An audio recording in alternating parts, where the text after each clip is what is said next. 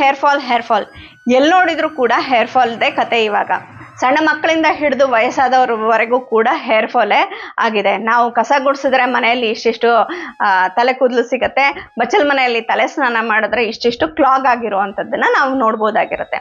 So ಅದರಿಂದ ಇವತ್ತು ಈ ಒಂದು ವಿಡಿಯೋದಲ್ಲಿ ಹೇರ್ ಫಾಲಿನ ಕಾರಣಗಳೇನು, ಅದಕ್ಕೆ ಪರಿಹಾರ ಏನು ಅಂತ ನೋಡ್ತಾ ಹೋಗೋಣ. ನಮಸ್ಕಾರ ವೀಕ್ಷಕರೇ, ನಾನು ನಿಮ್ಮ ವೈದ್ಯ ಪಲ್ಲವಿ KS ಅದ್ವೈತ ಆಯುರ್ವೇದ ಚಿಕಿತ್ಸಾಲಯ ಶಿವಮೊಗ್ಗದಿಂದ ಮಾತಾಡ್ತಾ ಇದ್ದೀನಿ. ಸೊ ಯಾರಿಗೆ ಕೇಳಿದ್ರು ಕೂಡ ಹೇರ್ ಫಾಲ್, ಈ ಒಂದು ಹೇರ್ ಫಾಲ್ ಯಾಕೆ ಬರುತ್ತೆ, ಇದಕ್ಕೆ ಏನೆಲ್ಲ ಚಿಕಿತ್ಸೆಗಳು ಆಯುರ್ವೇದದಲ್ಲಿದೆ ಅಂತ ನೋಡೋಣ. ಹೇರ್ ಫಾಲಿಗೆ ಕಾರಣಗಳು ಅಂತ ಹೇಳಿದ್ರೆ ಬಹಳಷ್ಟು ಕಾರಣಗಳಿರುತ್ತೆ. ಏನು ಅಂತಂದ್ರೆ ನಮಗೆ ಫಂಗಲ್ ಅಲೋಪೇಶಿಯಾ ಇರ್ಬೋದು, ಅಂದ್ರೆ ರೌಂಡ್ ಆಗಿ ಪ್ಯಾಚ್ ಅಲ್ಲಿ ಹೇರ್ ಫಾಲ್ ಆಗುವಂಥದ್ದನ್ನ ನಾವು ನೋಡ್ಬೋದಾಗಿರುತ್ತೆ.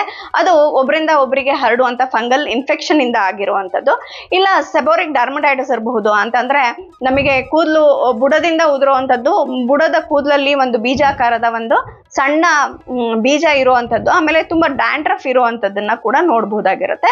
ಸೊ ಇದು ಕೆಲವು ಕಾಯಿಲೆಗಳು. ಇಲ್ಲ ಯಾವ್ದಾದ್ರು ಮಾತ್ರೆಗಳನ್ನ ತಗೊಳ್ತಾ ಇದ್ದೀವಿ, ಮಾತ್ರೆಗಳ ಸೈಡ್ ಎಫೆಕ್ಟ್ಸ್ ಗಳಿಂದ ನಮಗೆ ಉಂಟಾಗುವಂತ ಹೇರ್ ಫಾಲ್ ಇರಬಹುದು.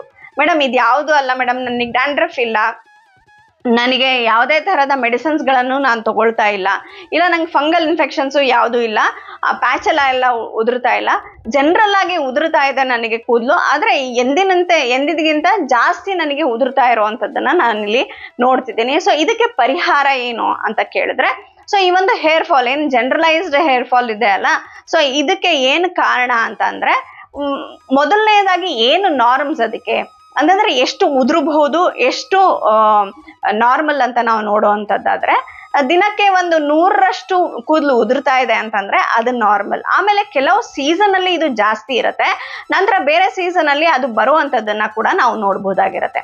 ಸೊ ಈ ತರ ಅಲ್ಲ, ನನಗೆ ಎಲ್ಲಾ ಸೀಸನ್ ಅಲ್ಲೂ ಉದುರ್ತಾ ಇದೆ, ಆದ್ರೆ ತುಂಬಾ ಜಾಸ್ತಿ ಅಂದ್ರೆ ನಾವು ಬಾಚಿದಾಗ ಬಾಚಣಿಗೆ ಫುಲ್ಲು ಇರುವಂತದ್ದನ್ನ ನಾವು ನೋಡ್ಬೋದಾಗಿರುತ್ತೆ. ಈ ತರದ ಒಂದು ತಲೆ ಕೂದಲು ಉದುರ್ತಾ ಇದೆ ಅಂತ ಅಂದ್ರೆ ಇದಕ್ಕೆ ಕಾರಣ ಏನು ಅಂತಂದ್ರೆ ಇದಕ್ಕೆ ಹಲವಾರು ಕಾರಣಗಳಿರುತ್ತೆ. ಮೊದಲನೇದಾಗಿ ಜೆನೆಟಿಕ್ಸ್ ಅಂತಂದ್ರೆ ನಮ್ಮ ಮನೆಯಲ್ಲಿ ಯಾರಿಗಾರು ಇತ್ತು ಅಂತಂದ್ರೆ, ನಮ್ಮ ಅಪ್ಪಂಗೆ ಬಾಳ್ನೆಸ್ ಇದೆ, ಮತ್ತೆ ನನ್ನ ಏನು ಅಂತಂದ್ರೆ ಸೋದರ ಮಾವನಿಗೆ ಅಮ್ಮನ ಸೈಡು ಕೂಡ ಸ್ವಲ್ಪ ಬಾಳ್ನೆಸ್ ಇದೆ ಅಂತಂದ್ರೆ ಅವಾಗ ಬಾಳ್ನೆಸ್ ಬರುವಂತ ಚಾನ್ಸಸ್ ಇರುತ್ತೆ, ಅಥವಾ ತಲೆ ಕೂದಲು ಬಹಳ ಉದುರುವಂತ ಚಾನ್ಸಸ್ ಇರುತ್ತೆ. ಸೊ ಇದು ಬರೀ ಗಂಡಸರಿಗೆ ಅಂತ ಅನ್ಕೊಂಡ್ರೆ ಇಲ್ಲ, ಇದು ಹೆಂಗಸರಲ್ಲೂ ಕೂಡ ಕಾಣಬಹುದಾಗಿರುತ್ತೆ. ಥಿನ್ನಿಂಗ್ ಆಫ್ ಹೇರ್, ಈ ಒಂದು ಫೋರ್ ಹೆಡ್ ಜಾಸ್ತಿ ಆಗ್ತಾ ಹೋಗುವಂಥದ್ದು, ಆಮೇಲೆ ನೆತ್ತಿಯಲ್ಲಿ ಹೇರ್ದು ಥಿಕ್ನೆಸ್ ಏನಿದೆಯಲ್ಲ ಅದು ಕಡಿಮೆ ಆಗ್ತಾ ಹೋಗುವಂಥದ್ದು, ಇದು ಮತ್ತೆ ಒಂದೊಂದು ಕೂದಲು ಕೂಡ ಸ್ಟ್ರ್ಯಾಂಡ್ಸ್ ತೆಳುವಾಗುವಂಥದ್ದನ್ನ ನಾವಿಲ್ಲಿ ನೋಡ್ಬೋದಾಗಿರುತ್ತೆ. ಇದು ಹೆರಿಡಿಟರಿಯಿಂದ ಆಗಿರುವಂಥದ್ದನ್ನ ನಾವು ನೋಡ್ಬೋದಾಗಿರುತ್ತೆ. ಇನ್ನ ಎರಡನೇ ಕಾರಣ ಅಂತಂದ್ರೆ ನಮಗೆ ಸ್ಟ್ರೆಸ್. ನಾವು ತುಂಬಾ ಒತ್ತಡದ ಜೀವನದಲ್ಲಿ ಇದ್ದೀವಿ ಅಂತಂದ್ರೆ ಮೆನಪಾಸ್ ಟೈಮ್ ಇದೆ ನಮಗೆ, ಅದ್ರ ಜೊತೆಗೆ ಒಂದು ಮಗು 10ನೇ ಕ್ಲಾಸು, ಇನ್ನೊಂದು ಮಗು 12ನೇ ಕ್ಲಾಸಿಗೆ ಓದ್ತಾ ಇದೆ, ಮನೆಯಲ್ಲಿ ವಯಸ್ಸಾದವ್ರು ಇದ್ದಾರೆ, ಅವ್ರನ್ನ ನೋಡ್ಕೊಳ್ಳುವಂತ ಜವಾಬ್ದಾರಿ ಕೂಡ ನಮ್ದೇ ಆಗಿರುತ್ತೆ. ಹಾಗೆ ಹಲವು ಬಗೆಯ ಸ್ಟ್ರೆಸ್ ಇತ್ತು ಅಂತಂದ್ರೆ, ನಾವು ಕೂಡ ಕೆಲಸಕ್ಕೆ ಹೋಗ್ತಾ ಇರೋರು ಅಂತ ಆದ್ರೆ ಈ ಹಲವು ಬಗೆಯ ಸ್ಟ್ರೆಸ್ ನಮ್ಗೆ ಏನ್ ಮಾಡತ್ತೆ, ಒಂದಾಗ್ಬಿಟ್ಟು ನಮ್ಮ ಕೂದಲು ಉದುರೋದಕ್ಕೆ ಕೂಡ ಕಾರಣ ಆಗುವಂಥದ್ದನ್ನ ನೋಡ್ಬೋದಾಗಿರುತ್ತೆ. ಇನ್ನ ಮೂರನೇ ಕಾರಣ ಅಂತ ಅಂದ್ರೆ ಹಾರ್ಮೋನಲ್ ಇಂಬ್ಯಾಲೆನ್ಸ್ ಅಂತಂದ್ರೆ ಸ್ವಲ್ಪ ಎಂಗೇಜ್ ಅಲ್ಲೇ ಒಂದು 12ನೇ ತರಗತಿ ಅಂದ್ರೆ PUC ಓದ್ಬೇಕಾದ್ರೆ, ಡಿಗ್ರಿ ಓದ್ಬೇಕಾದ್ರೆ ತುಂಬಾ ಹೇರ್ ಫಾಲ್ ಇದೆ ಅಂತ ಅಂದ್ರೆ ಅವರಿಗೆ PCOD ಇರುವಂತಹ ಚಾನ್ಸಸ್ ಗಳಿರಬಹುದು. ಇಲ್ಲ ಅಂತಂದ್ರೆ ಒಂದು 40 ವರ್ಷದ ನಂತರದಲ್ಲಿ ಇತ್ತು ಅಂತಂದ್ರೆ ನಮಗೆ ಮೆನೋಪಾಸ್ ಆಗುವಂತ ಚಾನ್ಸಸ್ ಗಳಿದ್ದು, ಆ ಟೈಮಲ್ಲಿ ಕೂಡ ನಮಗೆ ಹಾರ್ಮೋನಲ್ ಇಂಬ್ಯಾಲೆನ್ಸ್ ಇಂದ ತಲೆ ಕೂದಲು ಉದುರುವಂತದ್ದನ್ನ ನಾವಿಲ್ಲಿ ನೋಡ್ಬಹುದಾಗಿರುತ್ತೆ. ಇನ್ನು ನ್ಯೂಟ್ರಿಷನ್ ಡೆಫಿಷಿಯನ್ಸಿ ಅಂತಂದ್ರೆ ನಾವು ಆಹಾರವನ್ನ, ಪೌಷ್ಟಿಕವಾದ ಆಹಾರ ನಮ್ಮ ದೇಹಕ್ಕೆ ಸೇರದೆ ಇದ್ದವಾಗ ಈ ತರ ಒಂದು ನ್ಯೂಟ್ರಿಷನ್ ಡಿಫಿಷಿಯನ್ಸಿಯಿಂದ ಕೂಡ ನಮಗೆ ಈ ಒಂದು ತಲೆ ಕೂದಲು ಉದುರುವಂಥದ್ದನ್ನ ನಾವು ನೋಡ್ಬೋದಾಗಿರುತ್ತೆ. ಹಾಗಾದ್ರೆ ಈಗ ಕಾರಣಗಳು ಗೊತ್ತಾಯ್ತಲ್ವಾ ನಮಗೆ ಯಾವ್ದೆಲ್ಲ ಕಾರಣ ಇದೆ ಅಂತ. ಹಾಗೆ ಇನ್ನು ನಾವು ಹೇರ್ ಸ್ಟೈಲಿಂಗ್ ಇದು ಅಂದ್ರೆ ತುಂಬಾ ಶಾಂಪೂಸ್ಗಳು, ಯಾವ್ದೋ ಹಾರ್ ಶಾಂಪೂಸ್ಗಳು ಹಾಕುವಂಥದ್ದು, ಯಾವ್ದ್ಯಾವ್ದೋ ಕೆಮಿಕಲ್ಸ್ಗಳನ್ನ ಹಾಕೋದು, ಅದರಿಂದ ಕೂಡ ಉದುರುವಂಥದ್ದನ್ನ ನಾವಿಲ್ಲಿ ನೋಡ್ಬೋದಾಗಿರುತ್ತೆ. ಸೊ ಇವೆಲ್ಲ ಕಾರಣಗಳಾಗಿರುತ್ತೆ. ಸೊ ಈ ಒಂದು ಕಾರಣಗಳು ನಮಗೆ ಗೊತ್ತಾಗಿದೆ. ಇದಕ್ಕೆ ಪರಿಹಾರ ಏನು, ನಮ್ಮ ಕೂದಲು ಉದುರಬಾರ್ದು ಅಂದ್ರೆ ನಾವೇನು ಮಾಡಬೇಕು ಅಂತಂದ್ರೆ, ಮೊದಲನೇದಾಗಿ ನಮ್ಮ ಹೆರಿಡಿಟ್ರಿ ಇದೆ ಅಂತಂದ್ರೆ, ನಮ್ಮ ಅಪ್ಪಂಗಿದೆ, ನಮ್ಮ ಮಾವಂಗಿದೆ, ನನಗೆ ಬಂದಿದೆ ಅಂದ್ರೆ ನಾನೀಗ ಅದನ್ನ ಹೇಗೆ ನಿವಾರಣೆ ಮಾಡ್ಕೊಳ್ಬೇಕು ಅಂತಂದ್ರೆ, ನಾವು ಅದನ್ನ ಸ್ವಲ್ಪ ಪೋಸ್ಟ್ಪೋನ್ ಮಾಡ್ಕೊಳ್ಬಹುದೇ ವಿನಃ ಅದನ್ನ ತಡೆಗಟ್ಟಲಿಕ್ಕೆ ಆಗೋದಿಲ್ಲ. ಯಾವಾಗ ಜೆನೆಟಿಕ್ಸ್ ಅಲ್ಲಿ ಇರುತ್ತೆ ಅದನ್ನ ತಡೆಗಟ್ಟಲಿಕ್ಕೆ ಆಗೋದಿಲ್ಲ. ಆದ್ರೆ ಈಗ ನನಗಿದೆ, ನನ್ನ ಮಕ್ಕಳಿಗೆ ಬರಬಾರ್ದು ಅಂತಂದ್ರೆ ಏನ್ ಮಾಡ್ಬೇಕು? ನನಗಂತೂ 20ನೇ ವರ್ಷದಲ್ಲಿ 30ನೇ ವರ್ಷದಲ್ಲಿ ತಲೆ ಕೂದಲು ಉದುರುತು ಮೇಡಮ್, ಗಂಡಸರು ಹೇಳ್ತಾರೆ ಅಂತ ಇಟ್ಕೊಳ್ರಿ. ಆದ್ರೆ ನನ್ನ ಮಗನಿಗೆ ಈ ಒಂದು 20ನೇ ವರ್ಷದಲ್ಲಿ 30ನೇ ವರ್ಷದಲ್ಲಿ ತಲೆ ಬಾಳ್ನೆಸ್ ಬರಬಾರ್ದು ಅಂದ್ರೆ ಏನ್ ಮಾಡ್ಬೇಕು ಅಂತಂದ್ರೆ, ನಮ್ಮ ಆಯುರ್ವೇದದಲ್ಲಿ ಅದಕ್ಕೆ ಪರಿಹಾರ ಇದೆ. ಖಂಡಿತವಾಗಿ ನೀವು ಆಯುರ್ವೇದದ ಮೊರೆ ಹೋಗ್ಬೋದಾಗಿರುತ್ತೆ. ಸೊ ಈ ಒಂದು ಕಂಡೀಷನ್ ಅಲ್ಲಿ ನಾವೇನ್ ಮಾಡ್ಬೇಕಾಗತ್ತೆ, ನವದಂಪತಿಗಳು ಯಾವಾಗ ಮದುವೆ ಆಗಿರ್ತಾರೆ ಅವರು ಕನ್ಸೆಪ್ಷನ್ಗೆ ಪ್ಲಾನ್ ಮಾಡ್ತಾ ಇರ್ತಾರೆ. ಈಗ ಮಕ್ಕಳನ್ನ ಮಾಡ್ಕೊಳ್ಬೇಕು ಅನ್ನುವ ಒಂದು ಟೈಮಲ್ಲಿ ಬೀಜ ಶುದ್ಧಿಗೆ ಹೋಗ್ಬೇಕಾಗತ್ತೆ. ಅಂತಂದ್ರೆ ಹೆಣ್ಣು ಮಕ್ಕಳು ಮತ್ತೆ ಗಂಡು ಮಕ್ಕಳು ಇಬ್ರು ಕೂಡ ಅವರು ಬೀಜ ಶುದ್ಧಿಗೆ ಹೋದವಾಗ, ನಮ್ಮಲ್ಲಿ ಪಂಚಕರ್ಮಗಳ ಆದಿಯಾಗಿ ಮಾಡಿಕೊಂಡು ಬೀಜ ಶುದ್ಧಿಗೆ ಹೋದಾಗ ಖಂಡಿತ ಈ ಒಂದು ಜೆನೆಟಿಕಲಿ ಟ್ರಾನ್ಸ್ಮಿಟೆಡ್ ಒಬ್ರಿಂದ ಒಬ್ಬರಿಗೆ ಬರುವಂತದ್ದು ಅಂತಂದ್ರೆ ತಂದೆ ತಾಯಿಗಳಿಂದ ಮಕ್ಕಳಿಗೆ ಬರುವಂತಹ ಒಂದು ಜೆನೆಟಿಕ್ಸ್ ಏನಿದೆಯಲ್ಲ ಅದನ್ನ ನಾವು ಬ್ರೇಕ್ ಮಾಡಬಹುದಾಗಿರುತ್ತೆ. ಈ ಒಂದು ವಿಶೇಷತೆ ಖಂಡಿತವಾಗಿ ಆಯುರ್ವೇದದಲ್ಲಿ ಇದೆ. ಅದರಿಂದ ಬೀಜ ಶುದ್ಧಿ ಅಂತ ಮಾಡಿಸ್ಕೊಂಡು ನಂತರ ಕನ್ಸೆಪ್ಷನ್ಗೆ ಹೋಗೋದು ಬಹಳ ಸೂಕ್ತ ಅಂತ ನಾನು ಹೇಳ್ತೀನಿ. ಸೊ ಇದು ಜೆನೆಟಿಕ್ಸ್ಗೆ ಆಯ್ತು. ಇನ್ನ ಎರಡನೇದು ಅಂತಂದ್ರೆ ಹಾರ್ಮೋನಲ್ ಇಂಬ್ಯಾಲೆನ್ಸ್. ಈ ಮೇಡಮ್ ಈ ಹಾರ್ಮೋನಲ್ ಇಂಬ್ಯಾಲೆನ್ಸ್ಗೆ ಏನ್ ಮಾಡೋದು, ನನಗೆ PCOD ಇದೆ, ಇಲ್ಲ ಮೆನಪಾಸ್ ಟೈಮಲ್ಲಿ ತುಂಬಾ ಕೂದಲು ಉದುರುತ್ತೆ ಅಂದ್ರೆ ಏನ್ ಮಾಡ್ಬೇಕು ಅಂತ.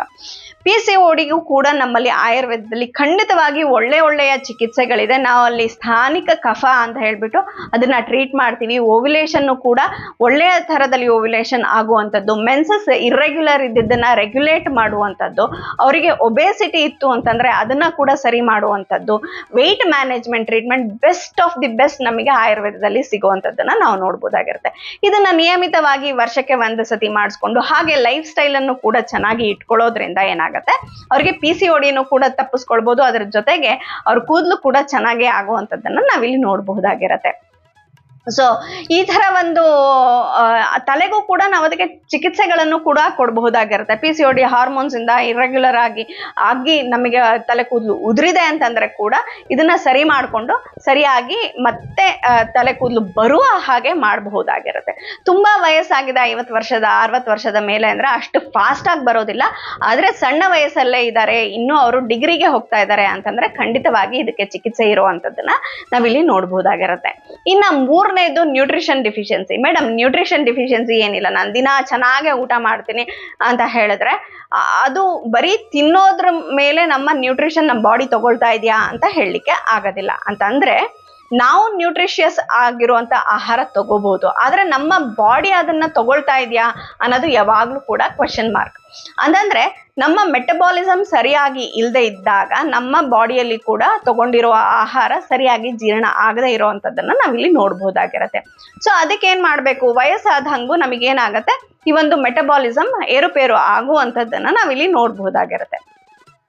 ಸೊ ಆ ಮೆಟಬಾಲಿಸಮ್ ಅನ್ನ ಸರಿಯಾಗಿ ಇಟ್ಕೋಬೇಕು ಅಂತಂದ್ರೆ ನಿಯಮಿತವಾಗಿ ನಾವು ಏನ್ ಮಾಡ್ಬೇಕು, ಆಹಾರವನ್ನ ನಿಯಮಿತವಾಗಿ ತಗೊಳ್ಳುವಂಥದ್ದು, ಮನೆಯಲ್ಲೇ ಮಾಡಿರುವಂತಹ ಸುಲಭದಲ್ಲಿ ಜೀರ್ಣ ಆಗುವಂತಹ ಬಿಸಿ ಬಿಸಿ ಆಹಾರವನ್ನ ನಾವು ಸೇವನೆ ಮಾಡುವಂಥದ್ದು. ಅದ್ರ ಜೊತೆಗೆ ನಾವು ಎಕ್ಸಸೈಸ್ಗಳನ್ನ ನಿಯಮಿತವಾಗಿ ಪ್ರತಿನಿತ್ಯ ಎಕ್ಸಸೈಸ್ ಮಾಡುವಂಥದ್ದನ್ನ ಮಾಡಿದಾಗ ಒಂದಷ್ಟು ಮೆಟಬಾಲಿಸಮ್ ಅನ್ನ ನಾವು ಸರಿಯಾಗಿ ಇಟ್ಕೊಳ್ಬಹುದಾಗಿರುತ್ತೆ.